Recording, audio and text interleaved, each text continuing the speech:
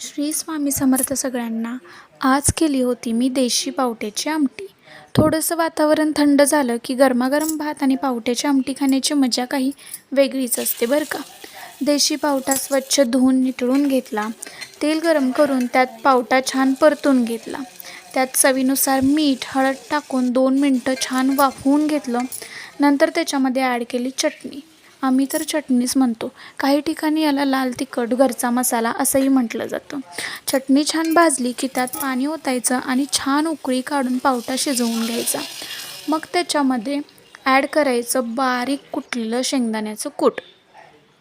मग शेंगदाण्याचं कूट छान शिजवून घ्यायचं. आमटीला छान उकळी येऊन द्यायची.